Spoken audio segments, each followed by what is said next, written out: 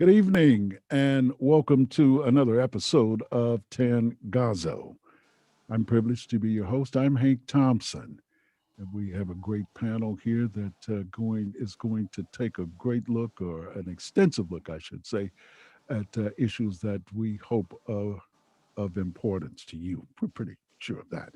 Let me tell you a little bit about the KDHX podcast Tangazo. It's a meeting place where we share ideas and explore efforts to improve our human conditions. Quite simply, we try to make our lives better. All are welcome, none will be judged, but all are challenged to look beyond ourselves and our notions of how others think about issues of cultural, political, and social significance. We're building bridges of communication between the many groups that make up the St. Louis metropolitan region by sharing and reflecting on the stories and lives of a diverse group of guests. And with that, I'm going to introduce you to my esteemed panel. We're going to begin. I'll go from the bottom. We'll start with bottom in terms of where the picture is on the screen, and because she's really, really sharp lady. She is Linda Lockhart. She is the interim managing editor of the world-renowned St. Louis American newspaper. Good evening, Linda, and welcome back to Tangazo. Good evening, Hank. It's good to be here. Good to see all my friends. You're my daughter's favorite. I kid you not. I like that lady. I And like her. Okay. we'll move on to Megan Green, who is the 15th Ward Alderwoman. She is a progressive. She's an activist. And I like where she comes from. That's why she's a part of this panel. I thought she'd be a great addition. Megan, welcome to Tangazo. I should say welcome back. You've been here with Yeah. us. Thank you, Hank. Thanks for keep bringing me back for some reason. Yeah, we're glad to see that you're feeling better too. That, Thank that's for sure. Okay, I won't make this guy last. I did last time, so we're gonna go down to Tim Person. Tim is a political operative. He is a consultant. He has worked for Repubs. He's worked for Democrats. He has a distinction of being the chief of staff for St. Louis's first African American mayor, Freeman Bosley, way back when it seems. Tim Person, welcome back. Good evening. Good happy Martin Luther King Day. And I guess I'm less because I'm your daughter's least favorite. No, she doesn't know you. I want to keep it that way there. No, I don't mean that. You're all around good guy. Tim works with me too on my voices show, as does our next panelist. And he is an activist. He is a progressive, and he is a minister. He is the right reverend, as I often refer to him, Darryl Gregory Gray. Darryl, welcome back to Tangazo. You're It's also always it's always a pleasure. I'm looking forward to tonight. Stellar panel, Mhm. excluding me. Stellar panel, excluding me. No, But no, not at all. I'll go back to what Tim opened. He kind of stole my thunder there a little bit. This is indeed Martin Luther King's birthday, and it's important holiday for us, one that we fought for, and hopefully one that we're not taking for granted. I understand that it was business as usual in most places today. That places were open for business and what have you. I don't know. We've been sort of in this COVID hibernation, so I don't get out very much. But happy Martin Luther King birthday to all of you. Okay, why don't we begin our discussion? Linda, why don't you kick things off for us? What would Dr. King think about what we witnessed in the U.S. Capitol, the assault on the U.S. Capitol on January 6th? What would he think? Linda's muted. Linda? I'm sorry. Okay, I had to hit that okay, little button please. there. I would think he wouldn't be very happy that the fact that the struggle continues and the struggle is real. I think that what happened in the Capitol last week was very tragic on so many levels. That there are these many people that thought that they had the right to go in and trash the people's house like that, and did so pretty much with impunity at the time. And many of us think if the roles had been reversed and those had been Black people storming in the Capitol, the situation would be totally different. So, Dr. King always advocated for love and peace over violence, and so I think it's just very troubling. I post every year on this day on my Facebook page the first lines of the song by James Taylor, "Let us turn our thoughts today," to Martin Luther King, and recognize that there are ties between us, all men and women living on the earth, ties of hope and love and sister and brotherhood. And what I saw last week was not that. It was a rampaging mob. The idea of people beating a police officer to death with a fire extinguisher and trampling people. It was just tragic. It was, I looked like as the whole world gone mad. So I think Dr. King his heart would be hurting, and my heart hurts over what I saw in my America. Let's go with the Alderwoman Green. You're an activist. You've been out on the streets. You've been involved in direct action and direct protests. You have seen some of the anger and real meanness that's been demonstrated and directed toward peaceful protesters. What do you think Dr. King would think? No, I think he'd be very sad. I also don't think he'd be surprised, unfortunately. He often preached about what he called the three evils, racism, capitalism, militarism. And we saw all three of those intersect at the Capitol. We saw people, for all intents and purposes, mostly white men storm the Capitol and be treated entirely different than people on our own streets have been treated. Just calling out for justice and calling out for accountability of our, policing systems and our criminal justice systems. And I know for a lot of folks, myself included, it was gut wrenching to watch, police officers move gates to allow folks access to the Capitol, and taking selfies with some of these folks that were in the Capitol, because we've always, we've known that this has existed, right?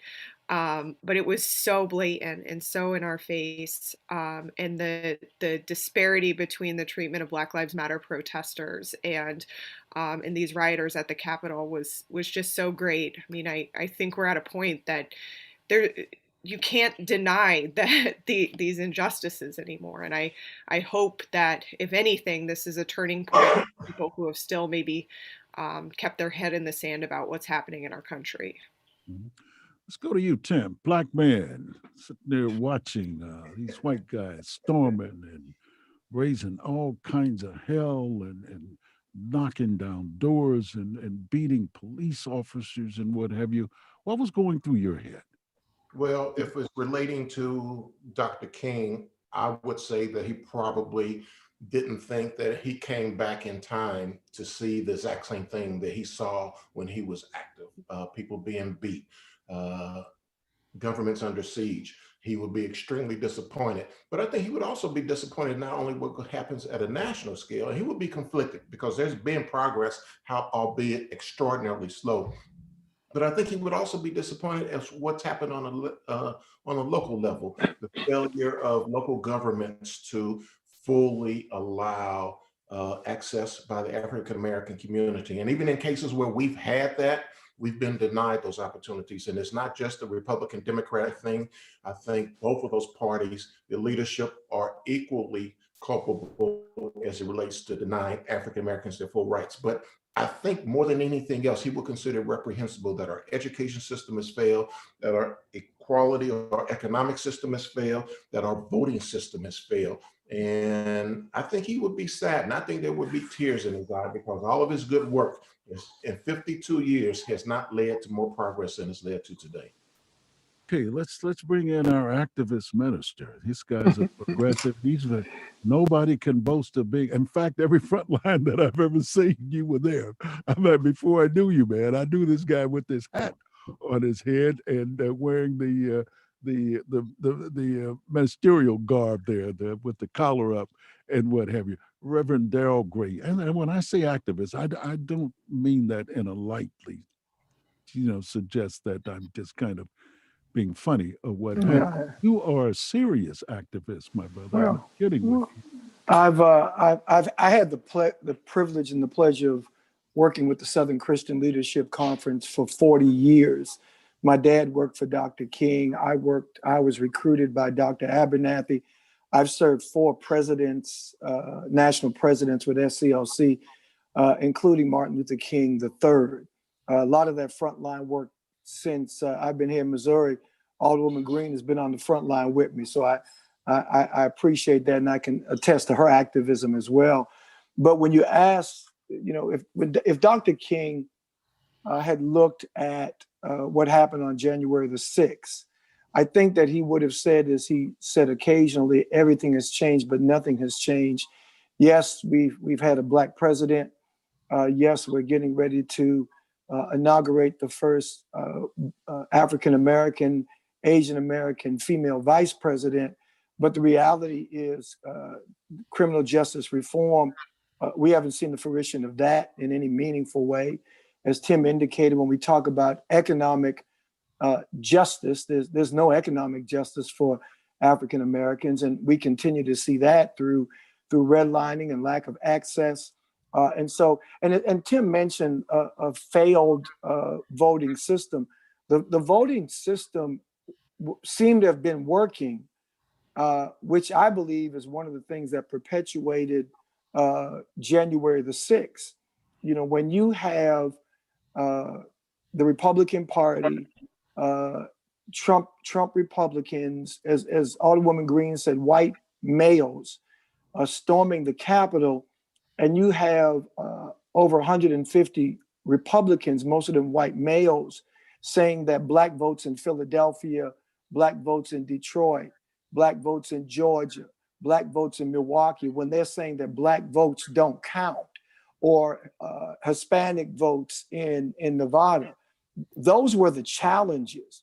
They challenged Black votes because in those cases, the system was working for us because we were allowed to access the voting process more freely. And so when we talk about voter suppression and what's happening in Missouri, so Tim's got a point about what's happening locally, but I think Dr. King would have shook his head again and said everything has changed, but nothing has changed. And then finally, when you look at the image of that Confederate flag in the People's House, when you look at the image of that scaffold with the hangman's noose, and they may have said that that was for Mike Pence, but the reality is when Black people look at a Confederate flag and a hangman's noose in the same place, that brings up some very despondent memories for us. Yeah. And so Dr. King would have simply said that evil once again has raised its ugly head, and racism once again is the order of the day. And I believe that's what he would have said. I think that that's what we're seeing in America, and because of the progress and the fact that the complexion, the color of America is changing. I think it scares the hell out of white males in particular. Tim and I think, argued about that a little bit the last time. We didn't argue, we disagreed because we talked about white female voters and white male voters. But I think that white men, and particularly in America, are going crazy over the fact that the complexion of America is changing. I want to go back to You're Linda. absolutely right. Yeah. I kind of wanted to bring you back, Linda, this way. Because as Darryl pointed out, the fact that 140 of our duly elected representatives in the U.S. Congress wanted to overturn those votes in those 4 states that primarily African American voters gave Biden the electoral votes that he needed.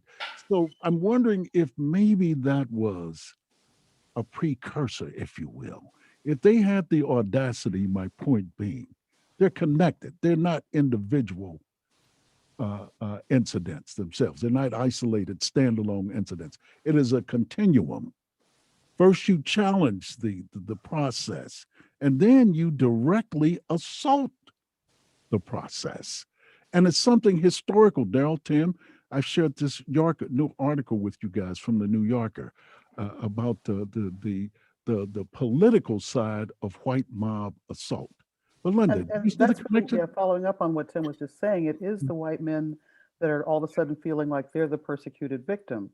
and they don't understand that, if the pendulum is swinging back in another direction after, other people, women, white women, black men have been oppressed for so long, that all of a sudden when things are balancing out, they feel like they're victims. And, statistics are showing that the mortality rate for white men is going up. Younger men are dying, more suicides are happening. It's like they can't cope, or they're facing more of the challenges that have been, challenges in the faces of the rest of us for all along. And so the sense of things being balanced is just doesn't sit well with them. They're losing their white male privilege, their advantage. And so I think that's the root of the problem, is they don't want to let go of their power. Hmm. Hmm. Megan, what would you? No, I would also say, add to this conversation, don't let white women off the hook. Still the majority of white women did vote for Donald Trump. And, let's remember that white women often gain power and privilege through their white husbands or white partners, and can often be blind to seeing injustice because they benefit from that privilege of not just whiteness, but also access to patriarchy. And Were you surprised at that increase of white I'm women not. voters? I'll be honest. I have family members that I have been estranged from for years, because we can't have a rational conversation.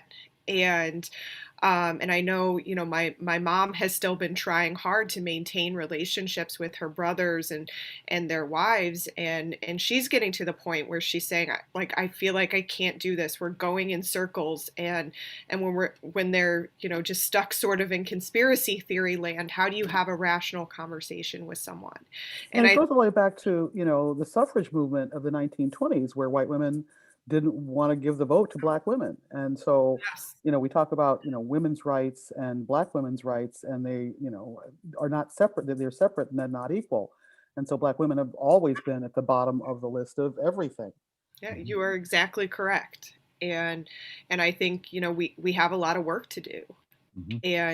And I think it's going to be a huge challenge going forward. I mean, I don't know how we take, such a large population of our country that is right now operating with really an alternative set of facts, and Mhm. are working in an alternative reality, and how we bring them to a place where we're at least talking about issues from the same basis in reality and the same basis in fact, because we're not even there. And I think that's what even makes what's happening now even more scary, because there's no longer any sort of agreed upon set of facts in this country.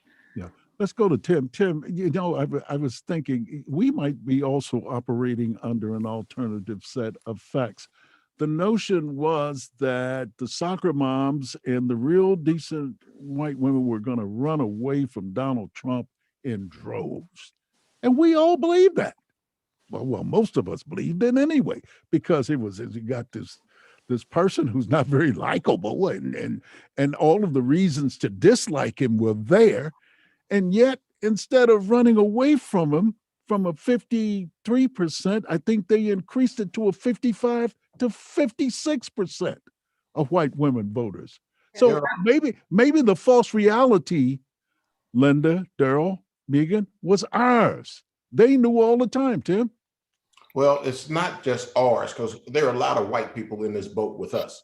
There's a lot of Yeah. people in the other boat. But look, there's a lot of contradictions here, and we have a real problem with facts. And I think we have to give Kellyanne Conway credit for giving us alternative facts. We knew that they were there, we just never gave it a name before. And it's like the old blues song, "Who You Gonna Believe, Me or Your Lying Eyes?" I think this is a classic example of that. Trump said it was okay to grab a woman in her netherworld. Uh, Before this particular point, it was always about what was constitutional and what was related to the budget. And when Trump threw all that out of the window, it didn't move the needle one bit. People need to be honest in terms of their feelings. And I'm not talking necessarily about Black people. I'm talking about those I'm talking forcing this movement away from reality, that's forcing this country into a very dark place. And hopefully we are not going to be on a slippery slide where we can't recover. But this internal grief is exposing us, and we are close to being that divided country. It's being really difficult to be united we stand when we have people that are even attacking folks who are sympathetic to them. Yeah. I don't know Well, how we fix that. Okay, well, let's, I think that's, we're giving a pretty good account of this national scene of the assault on our capital, which, as I said, continues to unfold. I want to now come on and bring it in, and let's talk about. We did the mayor's race in the city of St. Louis. St. Louis City, still, regardless of the decline in population and all of the other things, is the heartbeat of the St. Louis metropolitan area. That's for sure. We were able to host in this very studio a mayoral, what do you call it, the forum, candidates forum on the last Thursday, and that consisted of Andrew Jones, Kara Spencer, who is Andrew Jones, I should say, who's a businessman, and Kara Spencer out of the 20th Ward, the treasurer of the city of St. Louis, Tashara Jones, and the president of the board of aldermen, Mr. Louis Reed, Honorable Louis Reed. So those are our four candidates. We do have a new system of electing people now. They're not party affiliated and things of that sort. It's a runoff system. The top two will emerge for the general election. Where do we begin? Let's begin with the issues and how any of these candidates might respond to some of these critical issues facing St. Louis. You know where I'm going to begin? I'm going to begin with our newcomer. I'm going to begin with, she's still Dr. Green until they fix it. They'll get all of those, we'll dot all of the I's and cross all of the T's for all intents and purposes. And the work you did, your dissertation and whatever, you were inspired by our St. Louis public schools. I got that off of your Twitter account. Talk to us a little bit about the plight, because I think all of our panelists agree. Our St. Louis public schools are just, they need a hero. They need a champion. Well, I mean, we have a lot of challenges right now. And, the story of St. Louis in a lot of ways is a story of fragmentation. And that fragmentation is seen in our school district boundaries, just like it is in, our municipalities and even sort of our ward system in the city that creates little fiefdoms. And so what I looked at was basically the political feasibility of socioeconomically integrating our school system, because we know that low-income kids get onto grade level faster and stay on grade level when in more integrated learning environments. And the problem with our region right now is we actually only have one school district in our region that has enough diversity within its district with its population to create any sort of integrated schools. And I think that's sad for our region. It's just, we're seeing the reinforcement of redlining, of restricted deed covenants, all of these historical systems of oppression are still manifested today in St. Louis public school system. The one district that does have enough diversity is the Pattonville School District. Okay. And so I think, it's sort of the elephant in the room. We need to talk about our regional school system. We need to look at it, not just SLPS, but at including the county. And one of the things that I think should happen is expansion of the special school district into the city. Special school district is only in St. Louis County right now. They have about a $300 million budget surplus that is sitting there. And I mean, imagine what that could do if we expanded that into the city. The city still pays, its fair share of taxes into the pot, but we started to use that money to invest in our kids, because we do have a high number of kids with special needs in our city. And I think we have a lot more than we know, because a lot of kids are undiagnosed. And so, kind of taking this over to the mayor's race, I think we're still sort of looking for who our mayoral candidate is that really is the champion for kids and the champion for public education, that hasn't really, we haven't really seen one candidate over another rise to that occasion yet. But there are some debates that are coming up that I think we'll dive into that a little bit more. Well, I think the notion is, and this is a settling point, Darryl, that our candidates traditionally will go to the mayor doesn't really have any power over the St. Louis public schools. And to that, I like to respond, neither did Francis Slay.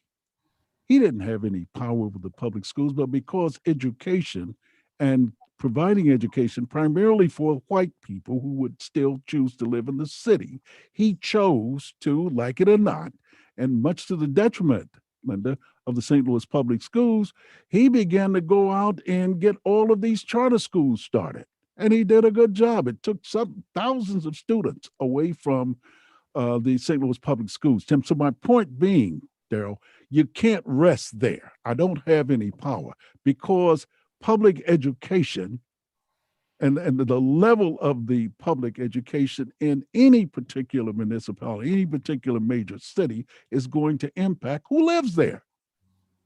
And, Alderwoman Green had a good point. I said the same thing. Somebody asked me, where do I sit with the candidates? I said, well, I want to see their plans first. I want to see their plans as to how they're going to deal with the desecration of the public school system that Black folk in particular lean to. But Megan was right. They give it a wide berth. Dr. Green, I'm gonna call you Megan every now and then. I do agree. Number one, the mayor can still be a champion. The mayor can still be a leader. The mayor still has a bully pulpit. So please forgive my 120-pound dog that just went by. So those three things, though, Hank, I think are the most valuable weapon in the arsenal of a St. Louis mayor. It may not be the same in other municipalities. Sure. But I think that in St. Louis, that becomes the mayor's greatest strength. Are you providing leadership? Are you going to be a champion and actually speak to issues versus hiding from issues? And are you going to use that bully pulpit to educate, to inform, when I say empower, to engage? And if we're not doing that with the public school system debacle, then I think that, and until I hear one of the candidates say that they're prepared to do that and then come with a plan, then I agree. We've got 4 candidates. I'm not sure who's risen to the top on that particular issue yet. We need a visionary, Tim. So we need leadership. I am going in a totally different direction. I'm tired of fancy answers and little snippets that get voters excited. In reality, we need to throw the entire system out. And when I say throw the entire system out, the problem we have is one. Which system are you referring to? I'm talking about the way our government works, including our education system. And I'm talking specifically education as it relates to our government, the city of St. Louis government.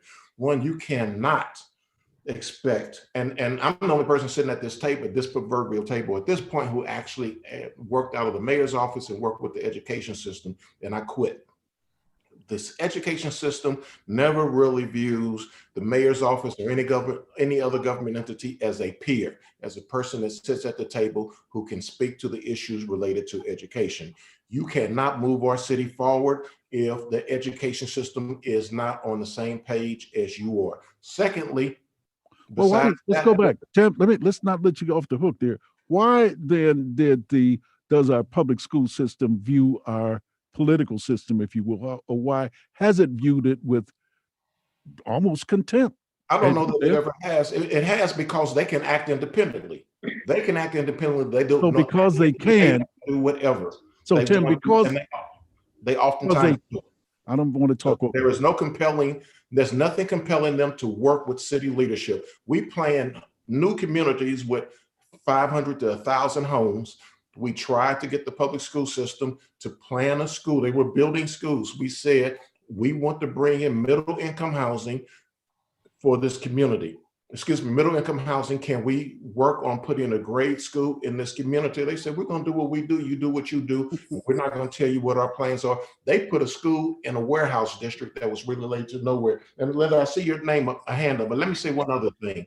As we cannot address fixing the education system just by talking about the education system. If you don't talk about comprehensive issues like stabilizing neighborhoods, like bringing economic opportunities, like providing better health care for children and giving them a safe environment to go to school and come back, and the necessary support, we are wasting our time, and there absolutely is no solution to this problem. And I'm tired of hearing about it because I've heard about it for the last 30 plus years, and all we get is lip service. And we talk about formalizing a relationship with the school system. We have idiots coming out the woodwork. The school system needs to be independent. Well, they have failed. And what Black people don't do is we don't do like parents in Ladue or Chesterfield. We don't hold them accountable. We say it's okay for failure as long as there's still Black leadership. I don't care what the leadership looks like. I want my kids, our number one resource in this area, to be successful, and we have failed them more than anything else. I'm through. Tim, I almost, my experience with the St. Louis Public Schools and I was intimately involved with them for a period of almost 4 years. I worked with the Board of Education with Bill Purdy and Veronica O'Neill, that's a difficult task. I'm not kidding with you. But the fact of the matter is that politics has always been involved with our public school systems. It has always, but politicians have always shown deference, as well they should, to those people who were elected or appointed or hired to direct our school systems. Elected positions, in my opinion, Linda, should be people who are there to help, who are there to make sure that our public systems, school systems, are living up to their potential, that these 99% African American poor children are getting what they are supposed to have. Linda Lockhart. You've hit the point right there, and I couldn't agree with Tim anymore that it's about accountability, and there is no accountability. You get on the school board and you're almost there, it's a position for life, and they do want to be autonomous and don't want, the mayor's office to interfere. Our good friend, Mr. Mike Jones, wrote just a very compelling commentary in the St. Louis American a few weeks ago of just that. We need to blow up the system, not put Band-Aids on it, that we're trying to, work with the system we have when the children and the needs and the technology and all of those things are different. And we're not looking forward, we're looking backwards at how we used to be. And we want to be like how we used to be. We want to save our beloved schools, but if those schools don't have the infrastructure to be able to give the children what they need, that's not going to work. I think what Megan said was also spot on about the economic diversity, and what you were saying, Tim, about building neighborhoods and bringing schools where the people are. Going back and having more relationship with the county is not going to help us, because we've been trying that for 40 years, and the voluntary transfer program never worked the way it had hoped, and the burden was on the poor children from the city to get a ride on buses for an hour to get to the schools in the county.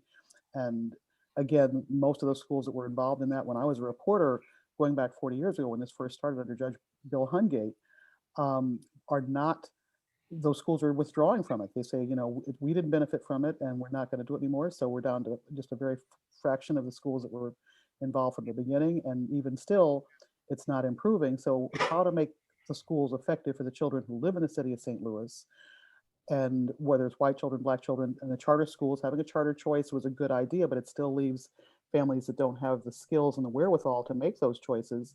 That's why those remaining schools end up with the kids who have the greatest needs. And the challenges, as you said, Tim, are just so daunting that how we start from scratch and how we get the good leadership is the key question. Yeah, Go ahead, Megan. Go ahead, Megan. We have to be looking at the structural changes. I mean, whether it is our school district structures or our city charter, we are operating with an antiquated system.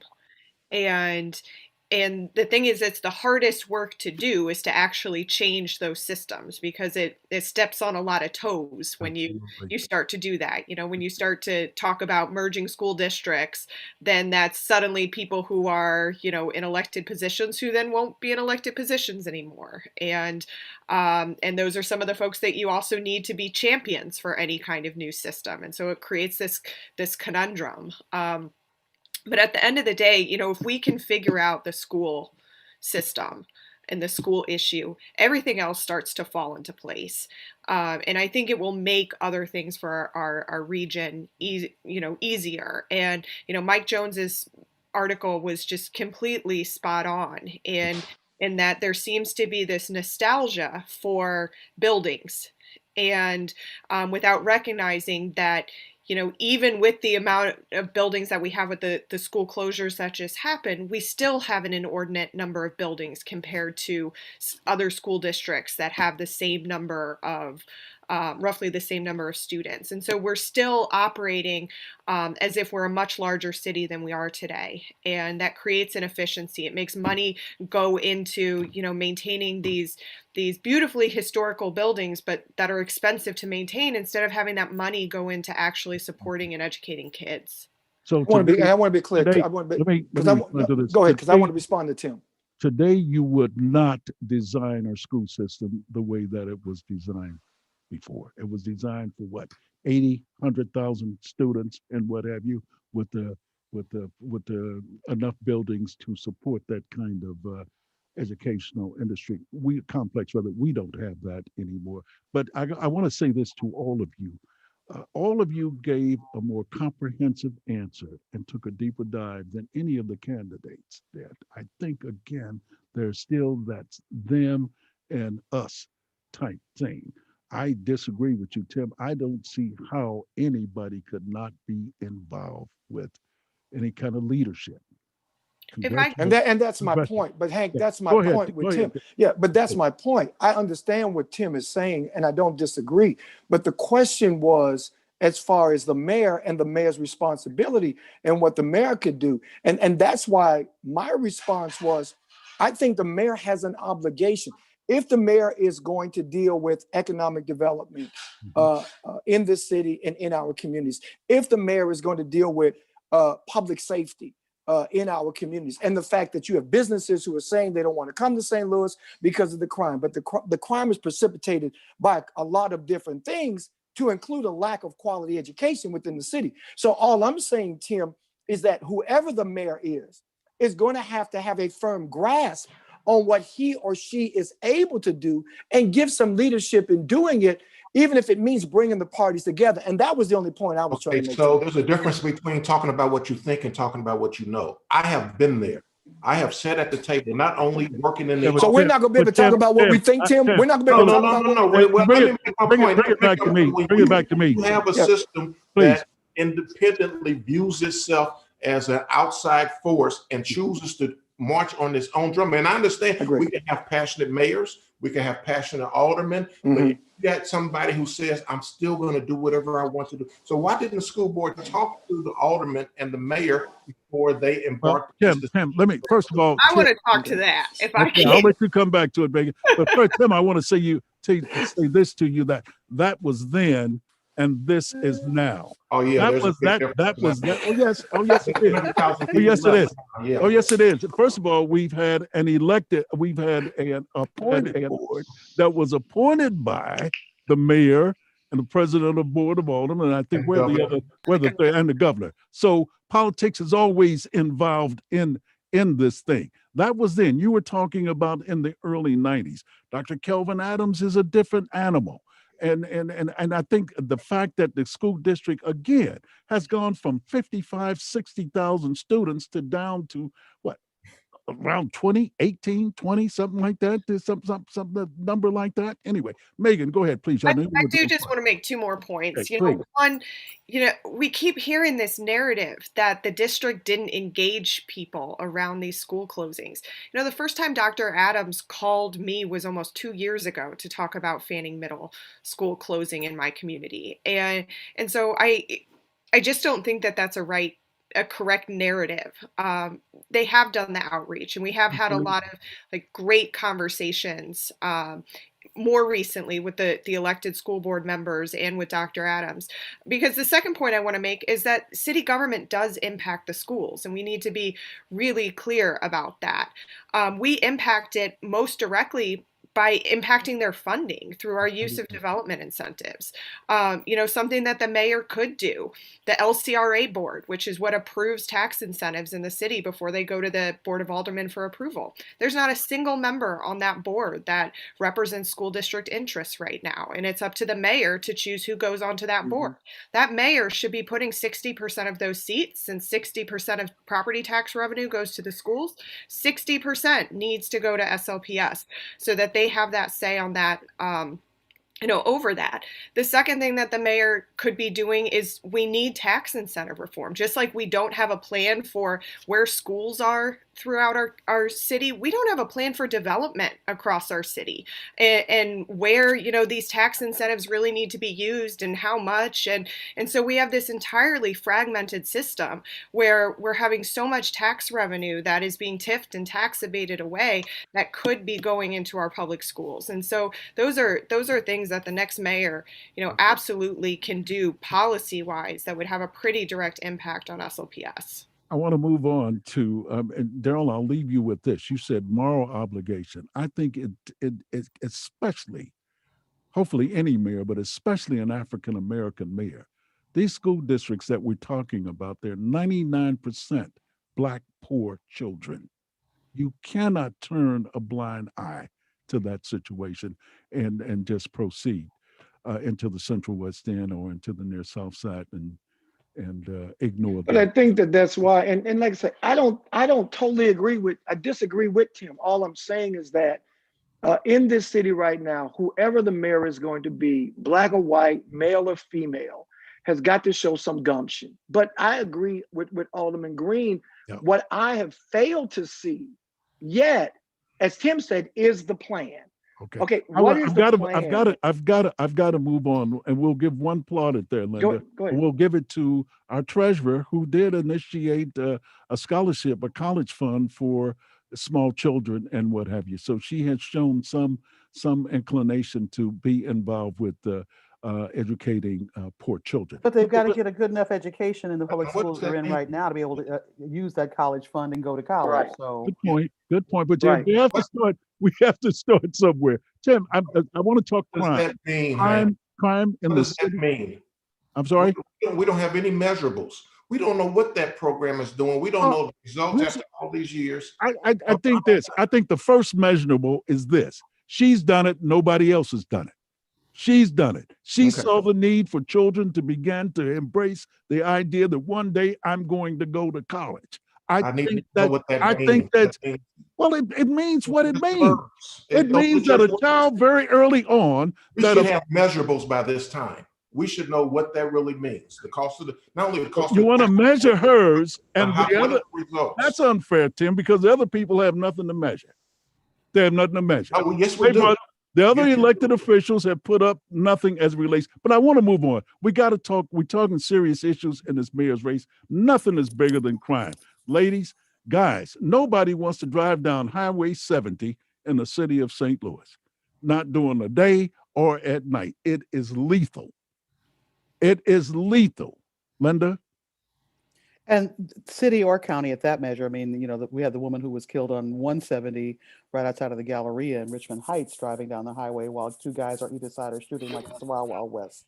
So crime in our metropolitan area is huge. The city of St. Louis and what the mayor needs to do about it are a very critical question. The problem with policing, we have actually more police than we need per capita. I think I saw something the other day about, our relationship with number of police officers compared to cities like Detroit. We have far more police officers per person in the city of St. Louis. So that's not the sole problem, but again, it's back to the education. It's back to young people being able to stay in school and have a reason to believe that there's hope for them to get that college education that there may be a scholarship fund for, as opposed to thinking, I need to sell drugs now, I need to shoot somebody now because I don't care, I'm gonna get killed. That's the whole mentality of too many young people in the city that don't value human life. And the threat of going to jail doesn't scare them. The threat of being shot themselves doesn't scare them. So that's another problem. It's, how we restore the families and the sense of integrity and self-worth are where we have to begin there. And again, we have to have kids that can get a solid education from the time that they're in preschool and stay in school and get out of high school and have a hope of going to college. Now I'm going to throw this on you, Linda. I'll begin with you. Which one of these candidates do you think might best handle our school systems and Well, again, like everybody else has said, I haven't heard anything from any of them at this point. In fact, one of the things St. Louis American's doing, little shameless plug right here, but beginning this week, we're going to be asking the candidates each week one question that all, it's kind of like a debate light, that each question they can ask, and education will be one of them. How you're going to do these things about economic development for the city, what you're going to do about what does defund the police mean to you. Each week, come to the American, you'll see what the candidates have to say on these issues between now and the primary in March. Because no, I haven't heard them speak to education or crime at all so far. Well, we can talk about something that has occurred since the last or the first forum that we had with the candidates, and that is during that forum of President Reed, of course, ward reduction, Megan, Darryl, that's a biggie, ward reduction. African-American alderpersons have decided that they think that they're going to be dealt the second and that they're going to lose power. I don't know what power that they're talking about, but they're concerned about losing power, and they've convinced the president of the board to be supportive of that idea. I mean, I think it's shameful. Voters in 2012, Megan said, we need to reduce the wards in the city of St. Louis. Tim, why don't you respond to that? I want to respond to your first question. I want you to, Tim. I'll be really short. Okay, I need you to respond to the I'd rather drive 70 than Natural Bridge. This guy. Okay, you mean they're not one and the same? But the ward reduction. I mean, I think it's shameful that African Americans would band together. I mean, it's clear we're only interested in our jobs, and that the president. I mean, this is where leadership stands up, Megan. This is where leadership says, "Look, this is the reality." And this is dog eat dog. So 30% of the 30% of the city's population is north of Delmore. That in it of itself is a horrible number. If you are elected representative north of Delmore, you're trying to preserve your strength or your power. We have got to change the way we do business. It's not just about the school board. It's not just about crime. We need to holistically change how we do business. We would not start a city the way this city is structured. We would not run our school system the way this city is structured. We have got to make quantum change, and we need somebody who's willing to stand up and say, we can do better. Yeah. And I was in favor, and Hank, in the beginning, and Megan knows it, she and I, we sat down and talked many days about ward reduction. And in the beginning, I said, okay, listen, and I said it, if you believe that Black lives matter, then Black political representation has to matter. But we're not talking about numbers. We're talking about quality. And now I'm in favor of ward reduction because we cannot continue to operate in silos because, as Tim said, it does become dog eat dog. And so I'm not surprised that President Reed has said, I'm going to stick with the Black elected officials over here because in his mind, politically, that's where I'm going to try to draw my strength from. So he's pandering from this silo mentality. And so that does not benefit the wards and the constituents in those wards, and it definitely does not benefit the city. And I don't agree with the way he's deciding to do redistricting. I think it needs to be independent. It needs to be taken out of his hands because if not, once again, it becomes that political animal that does not benefit Black voters or any voters in the city of St. Louis. Yeah, and I think that our current, state around this speaks to just a failure of leadership at the Board of Aldermen, right? I've been down there for 6 years, and 5 of those 6 years, we have had a bill introduced that would create a process around this. start to look at the things that need to change. Aldermen should probably become a full-time job and should be paid a full-time salary. We need to have staff. Ward capital needs to be reallocated in ways that go with the surface area or the acreage of a ward, so that you don't end up with massive wards in some areas that have fewer resources to work with it. But every time that anything has been introduced to try to create a process or try to create an independent, redistricting commission, it can't even get out of committee. And the thing is, that falls on the president of the board. He can get anything out of committee he wants. He can kill anything in committee that he wants. And so we're stuck in this place where voters are more than likely not going to repeal ward reduction. We will need 60% of people to say to repeal this, and that's not going to happen. And so it's just kicking the can down the road a little bit more, so that we don't actually put into place the planning that needs to happen to actually do some systems level changes. And to add insult to injury, they would suggest, and this is the Black alderman speaking, that we didn't know what we were voting for.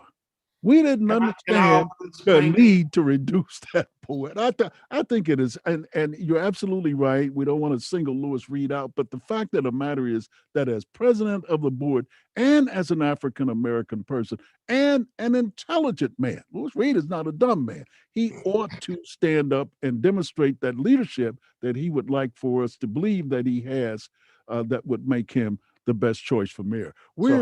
Go ahead, Tim. Everybody wants to go to heaven, but nobody wants to die. Yeah. This is analogous to that. We know we need change, but nobody wants to make the change. No one wants to make the change. I'm sorry, professor, a doctor.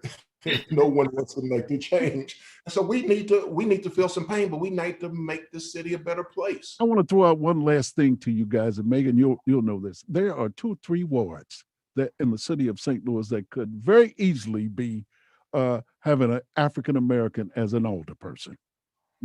I use Kara Spencer, 4 South, the 20th Ward, whatever, 80% African American. So that's not the most important thing to Black voters. Once upon a time it was. But right now they look outdoors and they see trash and crime and children afraid to go outside and desolation and what have you. What care they about the color of the person who goes downtown and gets a check? What care they? Folk, we're just out of time. I want you each to maybe take a moment, though. I will go around the horn again. Why don't we begin with you, Darryl? You've been so nice, been such a nice guy to see. Well, no, listen, because I agree with Tim. The mayor, I need to know if my mayor is willing to make tough decisions to make this city better for everyone. But I need the plan. I agree with Tim 100%. I need to know what your plan is for economic development north of Del Mar. I need to know your plan for crime prevention, not intervention and not enforcement, but crime prevention. And until I hear that, once again, I just don't think anybody has risen above the fray, but yet that is yet to be determined. But bring your plan. I agree with Tim. Let me know how you're going to implement it, how you see your role as mayor in moving St. Louis into a more progressive city. I know you agree with Tim, but I want to move to Megan right here. Megan, you're progressive. You ran a couple of times one was a senatorial district, one was a citywide district. Many people thought that you were the best candidate. You, as a Caucasian woman, a progressive, you have supported African-American candidates. In the 2016 mayoral race, many people said that you were responsible for elevating that South Side vote to bring an African-American person close to the mayor's office. You don't get that same kind of support. How will that factor into how you get involved in this mayoral race? I think we can't allow, personal issues to get in politics, right? If what I put out a post last night after listening to the Action St. Louis debate, and through March, I'm personally supporting both Tashara Jones and Kara Spencer. Because I think that the city would be in good hands with either one of them. But if only one of them gets to the runoff election, that is the person that I am all in for. Because Of those two. Of those two, because we need change, and I consider Tashara a friend, I consider Kara a friend, but more than that, I think that either one of them would be really good for the city, and we need a different vision and a different direction than we've been taking for a long time, and I think that both of those women have the ability and the vision and the grit to dig in and do some changes. So Very, very well said. You're you very got to noble. think about what's best for the city, not You're a what's noble best for you person. personally. LS Lockhart, we'll give you the last word for Well, I this think Tangazo. a good point about the new election process, people have to pay attention that when they go to the primary in March, they're voting for the two people who will run against each other in April. So again, we need to have people come out and vote, people to pay attention, to ask questions, to attend forums, to learn more about the candidates, and then turn out and vote. We need to have people continue to come out in large numbers like they did in November.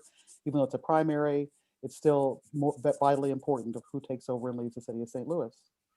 Okay, guys, I'm afraid that's going to have to be the last word. I want to thank you, Reverend Darryl Gray, the activist, progressive minister, for being the great fellow that you are. Dr. Green, we know it's just a matter of time. They'll get all of the documentation together, and we applaud you. And we think that you are going to really continue to make great contributions to the city of St. Louis and to this region. Tim Person, we just, where would we be without you, man? You're my right hand guy.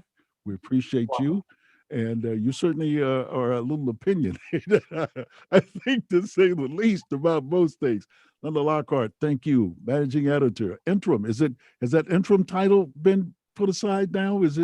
No, sir. It's still for the interim. The search continues for a permanent editor. But what are you holding out for more money or what? What is it? What is it? What's it gonna take? Huh? No, You love the job. I'm happily retired. Looking forward to returning to my quiet life. Didn't have to worry about politics. Just sit at home and have happy hour. All right. I want to thank my engineer, Francesca Mexner. I'm going to do it that way. I'm probably mispronouncing that. Mexner, close. I was close. Okay, Frankie. And of course, always Andy Coco for making everything happen for us. Thank you all. And we'll see you again for another episode of